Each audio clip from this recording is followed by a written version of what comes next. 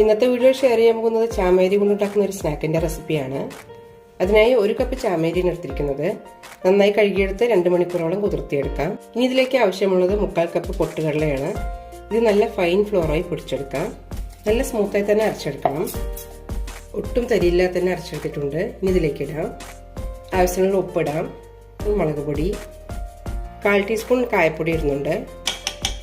ഇനി ഇതിലേക്ക് കുറച്ച് വെളുത്തുള്ളി ഇടാം. മുറുക്ക് നല്ല സോഫ്റ്റായി കിട്ടാൻ 2 ടീസ്പൂൺ വെണ്ണ കൂടി ചേർക്കുന്നുണ്ട്. ഇനി എല്ലാം നന്നായി ഒന്ന് മിക്സ് ചെയ്യാം. ഇനി കൈകൾ കൊണ്ട് തന്നെ നന്നായി മിക്സ് ചെയ്തെടുക്കാം. വെണ്ണയും മാവും നന്നായി മിക്സായി കിട്ടണം. മാവിൻ്റെ കൺസിസ്റ്റൻസി ഇപ്പോൾ കറക്റ്റായിട്ടുണ്ട്. ഇനി വെള്ളത്തിൻ്റെ ആവശ്യമൊന്നുമില്ല. ഇനി മുറുക്കുണ്ടാക്കിയെടുക്കാം. അത്യാവശ്യം ക്രിസ്പി ആകുമ്പോഴാണ് തിരിച്ചിടേണ്ടത്. മീഡിയം ഫ്ലെയിമിലിട്ട് വറുത്തെടുക്കണം. എന്നാലാണ് ഉൾഭാഗമൊക്കെ നല്ല ക്രിസ്പിയായി കിട്ടുള്ളൂ. ഇതുപോലെ ഗോൾഡൻ ആകുമ്പോൾ എടുത്താൽ മതി. നല്ല ക്രിസ്പിയായി കിട്ടിയിട്ടുണ്ട്. അതേപോലെ തന്നെ നല്ല രുചിയുമാണ്.